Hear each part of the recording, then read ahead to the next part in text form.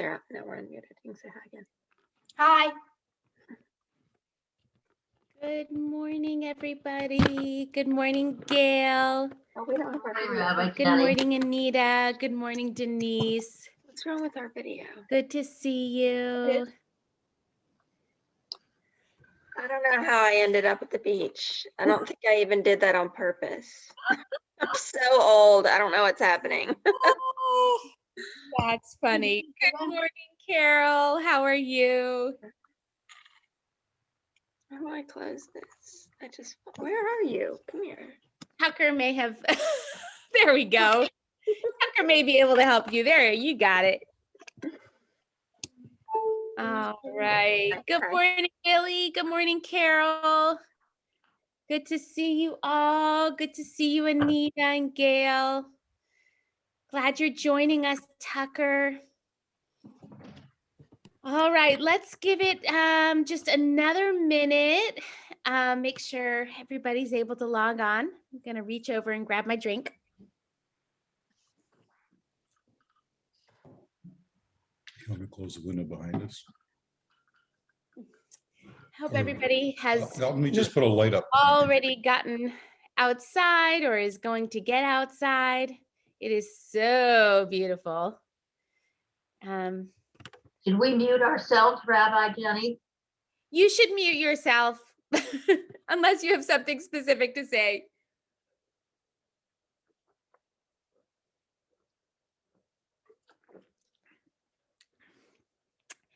Good morning. Good morning, Susan. Good morning, Vivian. Hello, dear. Good morning, Susan Bach. We got two Susans. All right. Wonderful. Just a reminder, everyone, everybody's got their name up. Carol, you want to rename yourself to include Willie? If you can't do it, I can certainly help. Okay.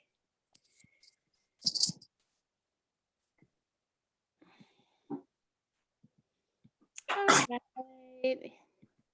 Couple more seconds to let any latecomers hop on. All right. I am going to, I'm going to put in the chat right now the file that I'm going to be working with as a text.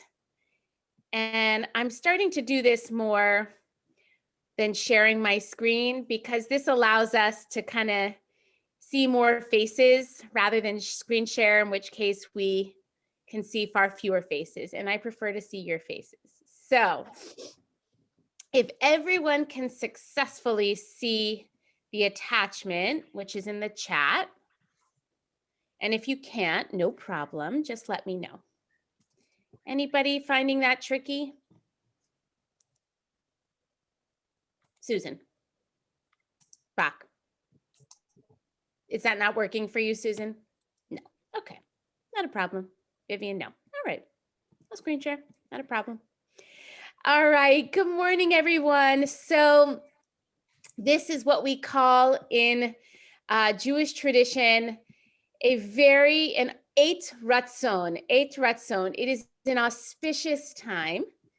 It's an auspicious time because we are in the intersection of so many powerful moments and really new beginnings in our Jewish calendar. So today we start a new week, Shavua Tov. We start a new month, Chodesh Tov. It is the month of Nisan. You may know that there are actually 4 Jewish New Years, according to the Talmud. And according to the book of Exodus, this month of Nisan is the new year, like the new year, Happy New Year. The rabbis eventually decided that we would use the fall holiday of Rosh Hashanah as our start of the new year. But this is the original new year, according to the Torah. And if you listened in for Shabbat services, you may remember that this past Shabbat was called Shabbat Hakhodesh. It's a special Shabbat with a special Maftir Torah reading. in sync with this idea that we are now entering into the month of Nisan and entering into Passover. And like with all things in life, the more that we prepare, the more we can glean from the experiences that mean the most. And I see this in my life in all kinds of ways, whether I'm learning now after years and years of being a runner, how important it is to warm up for my run. Usually I just used to go. But I'm finding now that when you warm up and do dynamic stretches, wow, such a different experience. I see this in, of course, much bigger, more meaningful ways in my life as well. And you may think in your own life about experiences when you really build in those steps for preparation, how much richer the experience that you're preparing for actually becomes. So today's session is a Pesach preparation session, and there were so many different directions that I could go in. But because Passover is such a food-oriented holiday, I thought we would touch on food, but do so hopefully in a way that deepens our understanding of why we eat in very particular ways during Pesach. And I wanted to start off this way, and then we're going to go around and I'm going to invite you to share your favorite Pesach Passover food or a food you are excited to eat or make this year. All right, but I just want to begin this way. Pesach is all about memory. And each of the foods that we eat connects us to memories. Memories of our own personal experiences. For some of us who grew up Jewish, that means memories that root us in the experience of our families, but also collective memory of the Jewish people, of the journey out of Egypt. And the rabbis say that everybody is required to experience Passover, experience the Seder as if we ourselves came out of Egypt. There's no they, it's we, I came out of Egypt. So we're looking to use food in a way to create to create and to access these memories, which are happening again on a personal, collective, and really kind of like peoplehood kind of way. And I also want to say that for Passover, food, for all Jewish holidays, there's food, right? Except for the ones where there is no food. But for all of these holidays, the foods may be celebratory, they may have certainly symbolic meaning, but in many ways, food is the center of the Passover experience. We are literally eating the story. Okay, so just as a way of kind of orienting us, we're going to go around again and invite you to share your favorite Pesach food and why, or a food you're excited to eat or make this year. And I am happy to start. Actually, one of the foods that I'm going to share today is a dip that I like to make for the Passover Seder. There is no reason why I couldn't make this dip any other time of the year, but I don't. It's just special for Pesach, and it just brings back so many great memories, and I love it. So I'm going to share that eggplant red pepper dip recipe with you a little bit later. So that is both a food I'm excited to eat and to make. All right, I'm going to call on people. Carol and Willie.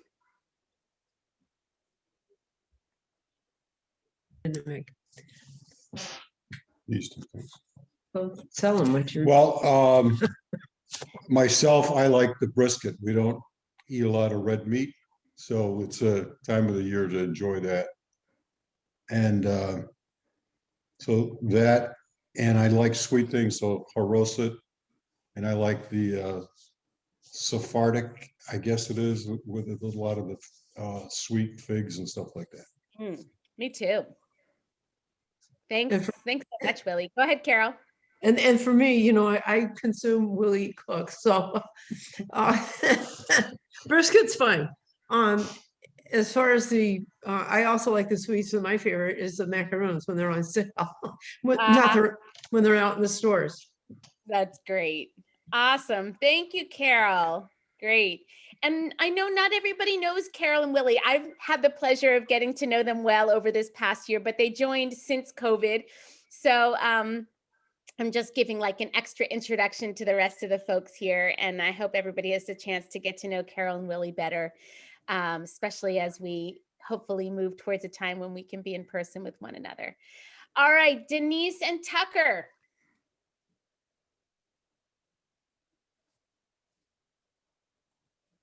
Hi, welcome to Carol and Willie. Great to meet you guys. I was just telling Tucker that I'm planning to try to make matzo ball soup for the first time. Now, it won't technically be the first time because once I bought one of those little box kits, like in my 20s, and that was it. But we're gonna try to like really do it. And Tucker's a pretty good cook, so he doesn't know it yet, but he's in this project with me. I love it. Now he knows. Awesome. Thanks, guys. Anita, you're up.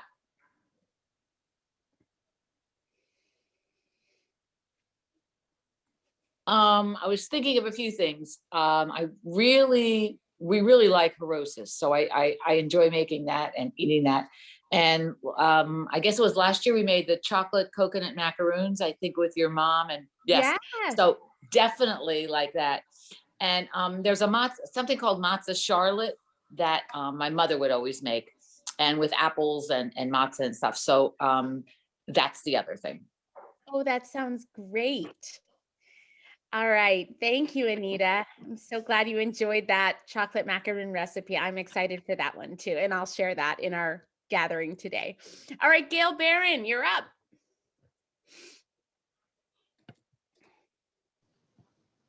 Hey, Carol and Willie, good to see you both. Welcome to Beth Meyer. This is one of my favorite holidays. I love Harosis. I make enough for the entire holiday. It's sweet, it's binding, and it's just very flavorful. And I make my mother's what we always called knedlach, which is, I believe, Yiddish, but they call them matzo balls here. And I can make a lot of those and freeze them. And then I'm always a fan of kugels. I have a lot of kugel recipes, not only for Passover, but for other occasions. So, and I did buy some, I will make a brisket. I do not eat red meat, but Neil is he wants a brisket this year. So, yeah, I broke down and, have to get a recipe for, to make it appropriately. So good. Maybe you'll talk with you. Willie. That's great. Fantastic. Thanks, Gail. You're welcome. Susan Ehrlich. Hi, everybody. Okay, let's see. My preparation one, hands down, has to be Haroset, mostly because I am not, by any stretch of the imagination, a very good cook, or certainly not a gourmet, but I have a knack for understanding and loving spices. And so I just go wild with the variety of spices, and my Haroset never tastes the same every year, and I always have a couple of offerings. So I'm looking forward to preparing and consuming Haroset. Oh, that's awesome. You should also know that Susan is a nut butter. I don't even know. It's more than a connoisseur. She's an expert chef. So that goes in line with your nut butter passion. All right, Susan Bach. My favorite food memory is of Haroset. It was the Hillel sandwich was my father's favorite part of the Seder. And he he was never a heavy man. I mean, he was normal weight, and he used to pile on and make that sandwich and just savor it. And the other thing that we have learned is that the matzo ball mix in the Manischewitz box or the Streitz box comes out perfect every time. Unlike my mother's matzo balls, which she thought were wonderful, but you could bounce them. And I'm going to concur with you on that one, Susan. and welcome to both of you. Thank you, Susan. And I'll just say, Denise, I give you a lot of credit for making the matzo ball soup from scratch. God bless you. I hope it goes well. I'm nervous that they're going to bounce now. Some people like that. It's an experiment, but there's nothing, I don't think there's anything cheating by going with the box. Well, now, let me just add about bouncing. Bouncing meant they could drop on the floor. They would not bounce back up. That's just an FYI. It's more of a lead sort of. A lead. Yes, I was right there with you. Okay. Vivian Presnick. Okay. Well, I'm laughing because I did a lot of research on making matzo balls. And if you go online, it's incredible the information that's available. You can get them soft, you can get them heavier, they can float, they can bounce, they can do whatever you want. But my favorite things to make are a recipe I got from the Joan Nathan cookbook, a sweet potato kugel, and it's made with apples, and it's very, very good, and the family looks forward to that. But I have to say, one of my favorite simple things is matzo brie. I look forward to that at least once during the holiday, and I don't always allow myself more than once because of the oil and the sugar and, you know, the whole deal. But that's what I enjoy. Me too. It's so simple. Yeah. And I actually want to throw that out as perhaps a kavanah, an intention. I know that when first of all, you know, we moved from New York City, and in New York City, there are Jewish markets, kosher markets, where you can buy like everything, like ice cream cone, like ice cream kosher for Passover, ice cream cones kosher for Passover. Like you could almost not know it's Passover because there's a equivalent, maybe not a good one, but there's an equivalent for everything. And when we came down here, it was like nothing. There was matzah, you know, mayonnaise, couple ketchup, couple of different things. And I have to say that I love this. And what it did for me is that we really shift into this week of Passover being simple, like just whole, pure foods, you know, sweet potatoes, vegetables. We eat Sephardi style for Pesach, so we'll have, you know, rice, but everything is just like single ingredient or 2 and 3 ingredients. Matzah brie is a great example, like just matzah, egg, butter, done. And it is a relief.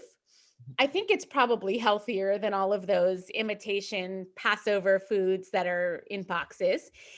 And it's just really, to me, it captures the simplicity of, it captures the story, which is that we left because we had to go and we had to move quickly and to spend a little bit less time in the kitchen, not preparing for the Seder, that's more time. But once we actually move into the holiday, to spend a little bit less time in the kitchen and just enjoy the simplicity of few ingredient food items. All right. So I loved all of your ideas and memories. Thank you for sharing those. So we're going to talk today about dips and desserts. And we're going to start off with dips. So when the Passover Seder, as we know, is a very lengthy meal. That is not a coincidence. The rabbis said that the longer we extend and embellish upon the story, the more praiseworthy. And so one of the ways that we do that is with a very lengthy hors d'oeuvre section. And this happens right after kind of the initial step of the Seder. We light candles, we say Kiddush, and we wash our hands with that first washing, just that symbolic washing, not the washing that we do with a blessing before the matzah, but just with that first washing, which is called urchatz. And then we start with vegetables. The most important vegetable is what we call karpas. And in many families, that karpas is parsley. I grew up with parsley. Why? we have definitely migrated to more what I would consider more flavorful green things that grow up, like cilantro and green onions, which are definitely more common in other Jewish ethnic groups. But I guess some people like parsley. Anybody here actually like the parsley? Oh, Susan. Okay, she's a flavor person. All right, Anita too. Great. I love it. I love it. So lots of options, but there's no reason that you can't really pick any kind of vegetable growing from the earth. So one of the most sort of labor-intensive parts of preparing for our Seder is that we create, like, I guess the fancy way to say it is crudité, but you know, we chop carrots, we chop celery, we have pepper strips, and we make them nice and wide so that you can use them as scooper dippers, and just put out as many different kinds of raw vegetables, carrots, as possible. All right, so why do we dip? The first reason I think it's great to have a lengthy dipping section is that it's pragmatic. People are hungry. It's such a great adaptive solution that our rabbis of thousands of years ago created to say, if this is going to be a lengthy meal and we want to try to make it as long as possible, we're going to have cranky, hangry people at the table if we don't feed them. So let's make sure there's plenty of time at the beginning of the meal to dip. And in fact, Eric and I always have to like hold ourselves back because there's yummy things to wait at the meal itself. And we could literally just enjoy dipping and then we're like, don't have an appetite for anything else. The second is the educational piece. As I said, we want to keep everybody going with the story. And so this way we keep people busy with their hands and their stomachs are satisfied, and it gives us more opportunity to explore the karpas as a symbol and really develop the story. And the last is a historical reason. So the way that we dip at our Seder is actually the way that the upper class Greeks and Romans, upon which the Seder is really based, is this idea of a Greek symposium.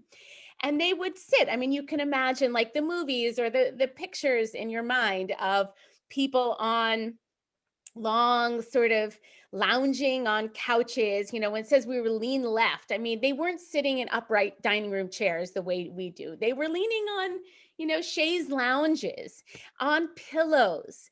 And that was considered, a way of being kings and queens for the night, of being royal. And so they would indulge in lots of hors d'oeuvres long before getting to the meal.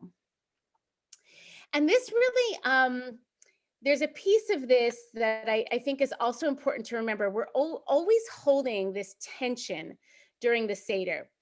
On the one hand, we are identifying with the difficulty of slavery, sensitizing ourselves to those who are enslaved, to our own historical and psycho-spiritual experience of rushing out of Egypt. We think about matzah, for example, is both the bread of poverty, lechem oni, and the symbol of our freedom.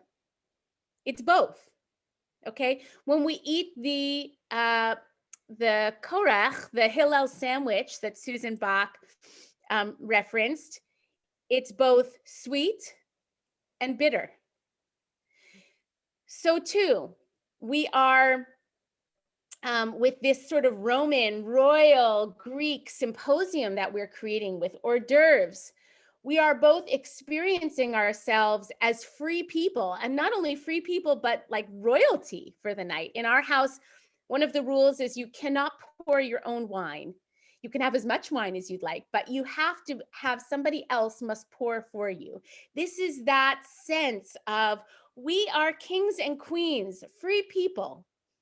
And at the same time, we are identifying deeply with what it was to be in a place of narrowness. So it's always holding these two things, tensions, inside of ourselves throughout the Seder. Okay. Now, anyone have any thoughts, first of all, about hors d'oeuvres and vegetables, and if this makes sense, if you do this, something you're thinking about, how this is landing for you? I like the idea. Yeah, I do, great. 'cause What do you like everybody's about it, Vivian? Everybody's hungry, and we are waiting for the meal, and the Seder takes a while, and so I think dips are great. Yeah, yeah. I think also like kids, I mean, I still think dipping is fun, but kids really like dipping. Like that's a fun thing. And we're with the Seder, we're trying to, not everybody has young children at their Seder, but we're trying to appeal at all ages. And I was just reminded recently that dipping is actually fun for kids, especially. Anyone else want to share something? I have to agree with the young kids and the dipping. And it's not so much the dipping, but it's being able to continue eating while other things are going on. Nice, nice. So we're not just we're able to use our senses and our bodies and kind of have multiple things going on at once. I was just thinking as you were talking, Susan, that what I thought you were going to say is that it's also about choice, right? I mean, this is our holiday of freedom. And when you dip and you've got a variety of vegetables and a variety of dips, you get to choose. And there's such dignity in choosing, right? In not saying, this is your food, this is what you're going to eat. You get to choose. It's beautiful. Susan Ehrlich. So I don't know if this is a common reference, but there was a period that probably still exists where it was considered or it is considered rude to double dip. Don't put no double dipping. And so my kids, who are now quite old, but we took great pleasure in saying double dip, triple dip, everyone put in. And so kind of like no holds barred. We didn't do the king and queen, but it was this concept of community, communal, germs be gone, etc. So double dip away. That might be especially healing this year, I feel like, to say like, at least in your family, just double, triple, quadruple dip. We are eating out of the same bowl, people. That feels very reparative just to hear, Susan. All right, let's take a look at desserts. Okay, so the Shulchan Aruch, which is sort of the big book of compendium of Jewish law from the 15th century, celebrates a big celebratory and lengthy meal, the Seder, which I've mentioned a couple times. And of course, there's a challenge of making desserts without flour. And I reserve special desserts, much like that eggplant red pepper spread that I could certainly make any time of the year, but I really choose to make only for Pesach. But this is the important thing to know. After everyone has finished dessert, whatever you make as your sweet treat, if you choose to make it, I suppose there are some who don't, but whatever you've made for your designated dessert, then the ritual is that you distribute a piece of the afikomen to each participant. So you may remember towards the beginning of the Seder, we break the middle matzah. That step is called yachatz. It's breaking. We break that middle matzah. Half of that matzah stays in the the trifold matzah cover is usually what folks have. That's what we have at our table. The other half is what gets hidden as the afikomen that either children will find or children will hide for their parents to find. Different traditions around who finds the afikomen. But the point is that it has to get hidden and somebody has to find it. Why do they have to find it? Because the very last taste that we have in our mouths is the taste of matzah. So no matter what deliciousness you have eaten throughout the Seder, the most important thing is that the last taste in your mouth is that taste of matzah that we traditionally eat while reclining left. So we go to bed with that taste on our lips to remind us to take in the experience with it, to savor it. And this is that point that I was making before. It is both the bread of our affliction, and it is also the symbol of our freedom. The rabbis could have said, let the last taste on your mouth be one of freedom. I don't know what that would be. Chocolate, I would say, or, that last sip of wine. But the last taste is matzah. All right. So I'm going to read this text here. This is from a really lovely article that appeared in Tablet magazine, which is a great Jewish magazine. It used to be Real magazine. Now it's an online magazine that talks a little bit about the afikomen. As we approach the end of the Seder, we come to the section in which we find and eat the afikomen. The section is called safun, which means hidden or stored away.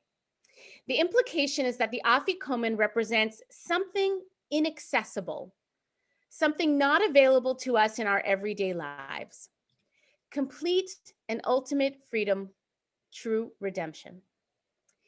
Sated with family, learning, laughter, and food, we finally act out the repair of our broken world. When we eat the afikomen, the broken pieces of the human realm will get put back together. They will recombine inside us.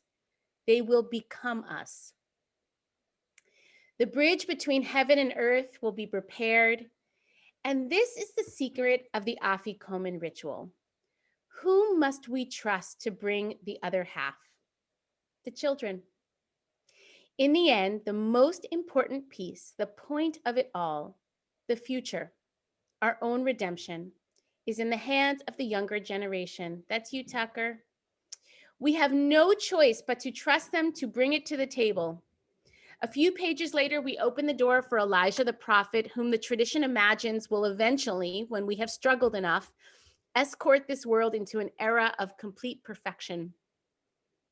We recognize that perfection is hidden away, but with the ritual of the afikomen, we live into our hope, our confidence that it will be found and unwrapped by our children, so they may eat fully of the bread of redemption. The Seder is about pointing forward. Only the children can taste the future.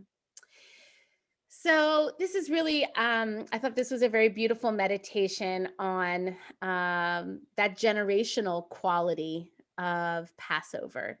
And this idea that, that we're really, the path of redemption is ongoing. I don't know about you, but I don't know that I can point to a single struggle in my life, whether sort of external or internal, that is complete, right? I'm always inching my way closer and closer in my own kind of wilderness.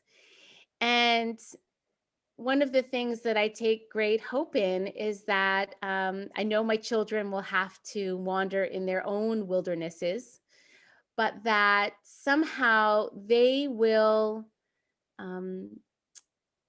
move their lives, our world, somehow, some way closer to redemption in ways that I could not, but that I have prepared them to do. So that is a little bit about dessert. I want to pause here before we move on to fun recipes to ask you how that lands for you, and what you think about dessert, and perhaps if it was a new idea that you're supposed to have the afikomen, that taste of matzah, be the last taste, how that resonates for you. Well, I think that the Seder is so symbolic that it's so meaningful. The whole idea of Mhm. the remembrance of the Exodus from Egypt. Mhm, mhm. Yeah, absolutely. Thank you, Vivian. I agree. Denise. It was a new idea to eat the afikomen last because Tucker and I were just discussing that we didn't know you were supposed to eat it. And in fact, the tradition that I was taught that I might have mixed up was that you save it all throughout the year. And that you have this little piece that you save. And I don't know why. So I'll ask Sean and Harlan why we do that. But so that was a new idea. And maybe you can eat some and save some. And maybe that's it. Or maybe I We- botched the whole thing. We can harmonize those different ways. So anyone else? And I'll also add, in terms of layers of meaning, that in our family during Yachatz, when we break that middle matzah, we really pause to talk about, to prayerfully acknowledge the brokenness inside of ourselves, the brokenness in our world. And we also always offer a Misha Berach for healing for people who are ill. So that's something you might want to add into your Seder if you don't already do that. And in that moment, at the very end, when we taste the afikomen, just as was touched on in this little snippet of this article by Helen Plotkin, what I try to experience prayerfully and internally as I chew that last bite mindfully is to remember that healing is possible, and that what feels broken in one moment can be literally metabolized by us, those broken pieces, in a way that they can once again become whole, become part of our wholeness, who we are. Okay, so recipes, fun. Hopefully. I wanted to share some of my favorites. Obviously, everybody has their own favorites. I know people who are, sticklers for the tradition and love to make the same things every year. And then I know people that, myself included, I guess I'm a little bit of a hybrid. I like to make the things that have become traditional in my family, but I also like the freedom to try something new each year. So we always find something new to make, but nothing wrong with making the oldies and goodies, and nothing wrong with starting from scratch each year. But these are some of my favorites. So the first is a roasted eggplant dip that is an Ina Garten Barefoot Contessa recipe. And again, I will make sure that everyone gets this document. If you didn't pick it up in the chat, I'll email it to you. So you have all those recipes. Basically, it's just all stuff that's really good, wholesome, and yummy. Eggplant, red peppers, red onion, garlic cloves, olive oil, kosher salt, pepper, and tomato paste. And the only thing that I do differently. Jenny, excuse me, I have a question. Yeah. Do you peel the eggplant, or do you leave the skin on? Oh, on. On. Good question. Leave it on. And I know some folks said that they make charoset enough to last the week, which we do too. This I make in an enormous quantity, and it's one of those things that I just go to all week long. It like somehow gets yummier the longer the week goes on, and it's just such an easy lunch. You could use matzah to dip it, or just have it plain. So good next to scrambled eggs. Yum. So basically, you just chop it all up and roast it together, and it's done. And then you have a choice at the end of how much you like to blend it. Like some people like really smooth spreads, and some people like chunky. And I like mine really chunky, so I don't do much blending. I have one of those like immersion blenders. and I just like stick it in for a couple blends and then I'm done. But some people, you could put it in your Vitamix or your blender and make it really smooth. It's however you like it. Other questions? Okay. All right. Cauliflower hummus. Now, you should know, I'm sure Eric and I have been harping on this for years, so probably most of you know, but at the risk of being repetitive, there is this whole idea of what's called kitniot. Kitniot are a category of foods that are what we would usually refer to as legumes, beans, rice, also. They are foods that naturally puff up. And so for Jews who trace their ancestral ties back to Eastern Europe, kitniot became forbidden. The reason was very practical. If you can imagine going to the market in the Middle Ages and you would buy your rice out of like, they weren't in hermetically sealed packages, you know, with plastic wrap, right? They were in these big barrels and these burlap bags, of course. Well, they were reusable. And there was this idea that in these reusable containers, these containers might be used for wheat one day and rice another day. And so there was just too much possibility that there would be contamination and mixture happening. And so they ruled that kitniot would be not kosher for Passover. In the Sephardi, in the part of the world, Spain and Portugal, and then also what's called Mizrahi Jews who came from the Middle East and Arab lands, North Africa, they did not do this tradition at all, and kitniot are totally kosher for Passover. So for that reason, some people do not eat, mostly Ashkenazi Jews, do not eat what we would call regular hummus during the Passover holiday because the central ingredient for hummus is chickpea. It happens to be that in the Solomon family, we do eat kitniot, but this recipe works for everyone. And I actually love it so much that even though we could eat chickpeas in our home during Passover, because that's our family tradition, I make this cauliflower hummus, and that way anybody who's around the table can feel comfortable partaking. And it tastes like almost exactly the same.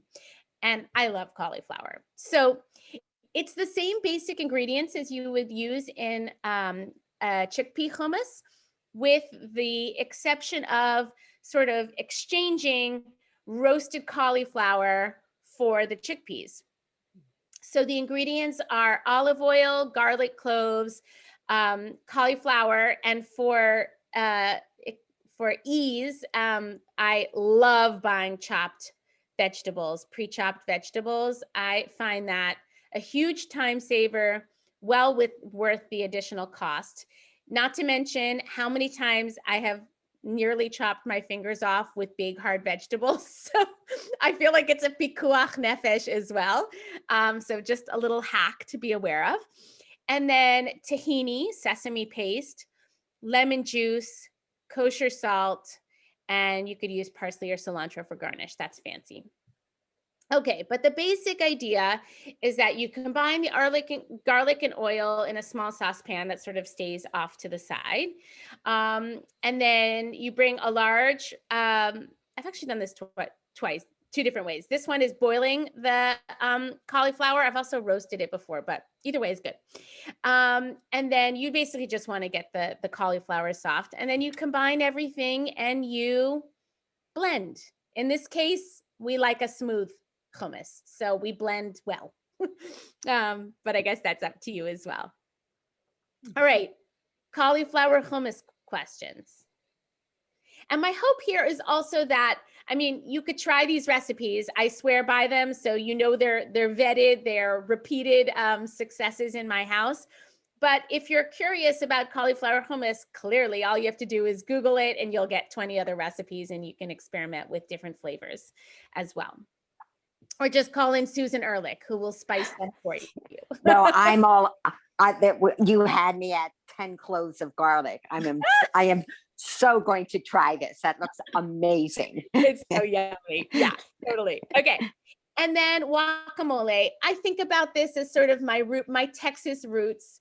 I grew up on Tex-Mex food, and I think avocados. I know not everybody likes avocados, but honestly, I think they're like just God's gift to humanity. They're just the best thing ever.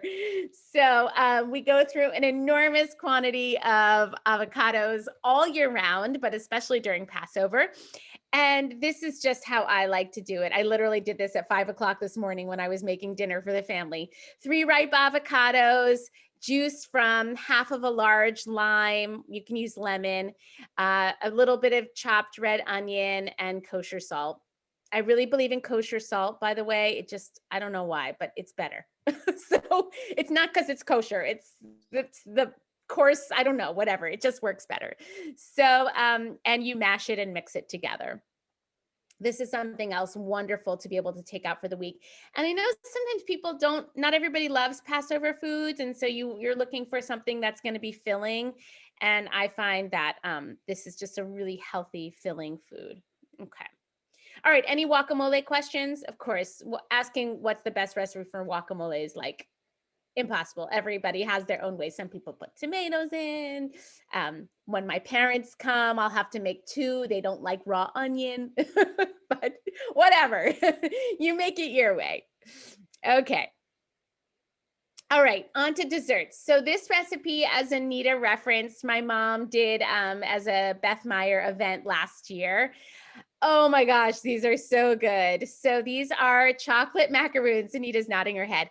My mom actually, when she does make these, she'll make them. She'll have to clear out the house, and then we know they're being made. We can smell them, and then she'll box them and put them in a container. And then that's our first act of safun, of hiding. They get hidden because we can't control ourselves if they're visible before the Seder. So we hide them away, and they are best fresh. I would say they're good for like 2 days, but by the 3rd day, they taste fine, but you really can't compare from the initial. So it's one of those things that I eat it throughout the week, but it's because I keep making them.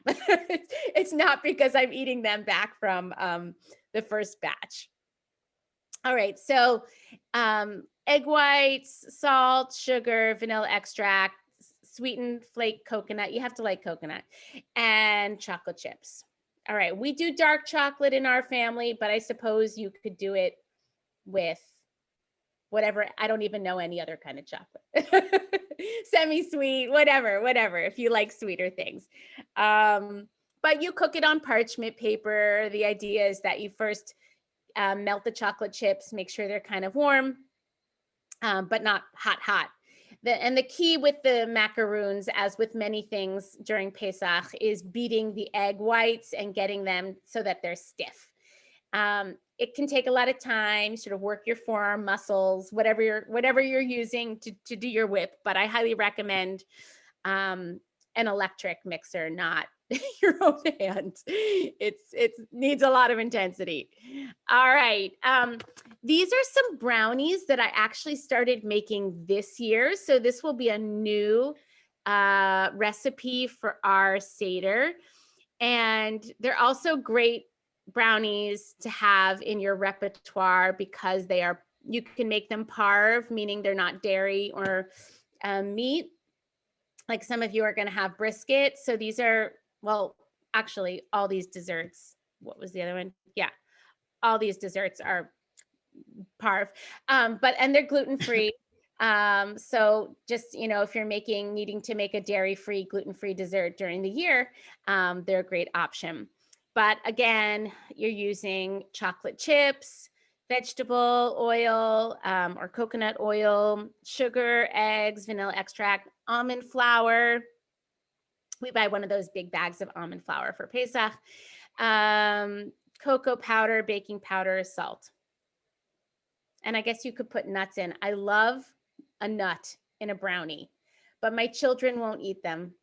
So I just make them without, but If you can, do it. Ollie, do it for me. All right. And the last dessert that we only make for Pesach, that's just really special, are forgotten cookies. There are a lot of recipes for these cookies. They're otherwise known as meringues. But my very first year here at Beth Meyer, Cece Schneider, who's a member of our community, made these, and they were just the best version of this cookie that I've ever had. And so I continue to use her recipe. So thank you, Cece. But basically they're egg whites, salt, sugar, chocolate chips, vanilla. And the reason they're called forgotten cookies is because the way Cece does it is, and again, this is another one of those recipes where you need really stiff peaks in your egg whites, is that she would do it like the last thing the night before she's baking them. And what you do is you put them into a warm oven and then you turn off the oven and you, they're ready. They would overbake if you kept them at heat. So you just put them into the warm oven and then you go set it and forget it. You know, just make sure to turn off the oven and go to sleep, and they're perfect in the morning. This kind of cookie also is delicious for like a day, maybe two, but they're best fresh. I will tell you, my mom and I always laugh about the forgotten cookie concept, because one year we really did forget them. And what happened is we like preheated the oven for something unbelievably hot, you know, having forgotten that they were sitting in the oven overnight. Needless to say, those cookies went in the trash. And we will, as a family, we're pretty committed to salvaging nearly anything, whatever it is. We will, we'll put it down. We won't let it go to waste. But those cookies were not edible. So into the trash they went. So if you forget it, just remember it before you start preheating the oven for the next thing. All right. Questions about desserts, questions, comments? I have a Susan. question. Yes. Question. So I am delighted to see chocolate chips and chocolate in there. And I learned, so tell me, I hope I'm wrong, that because of the dairy in chocolate, it doesn't make it parev. Yes. So you have to get non-dairy chocolate chips. Got it. Thank you. Yeah, that's a good question. And I have it as a personal goal every year, as I said at the very beginning, to buy as few ingredients that are actually Passover specific as possible, because I just think they're all disgusting. But I do like to have a hechsher on my chocolate, meaning a kosher for Passover symbol on my, and I haven't gone yet, but every year so far, what is now Food Lion and what used to be Harris Teeter, what was on the corner of Strickland and It was the Jewish Kroger. It was Kroger. That's right. I knew it wasn't Harris Teeter. Perfect. They have always gotten in kosher for Passover chocolate chips, but you could buy them online. So, I mean, that's what I'm doing this year. Yes. Okay, Willie.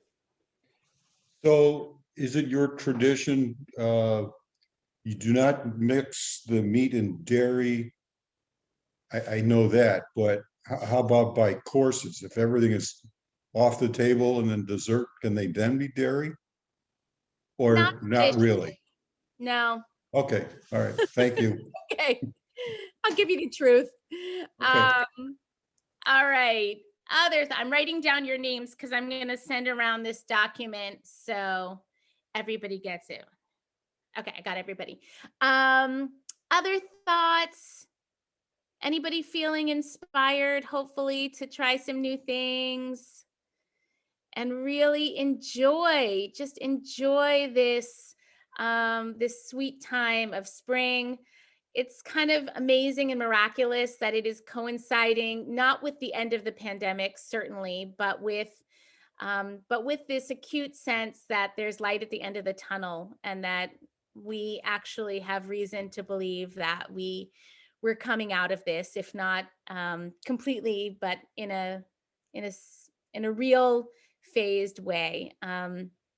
So I hope that everyone treats themselves to good food, to food that makes you feel strong and nourished and happy and healthy and like kings and queens and non-binary royalty. And that you take the time to make the things you love or to try new things. Again, with this idea that we are literally eating the story, and we are what we eat. We really are what we eat, and all the more so for this holiday of Passover. All right, folks, stay tuned. Part 2, Eric will be offering that next week. He's doing something totally different. I have no idea what he's doing, but whatever it is, it'll be totally different because we are totally different. And hopefully you can tune in for that as well.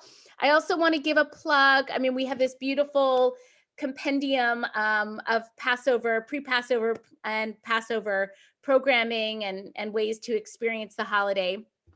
But on March, next Sunday night, so I guess that's the 21st at 7 o'clock, what has become tradition, Barbara Vosk and I will offer a restorative yoga practice in the evening over Zoom. Come in your PJs, don't need to do anything else.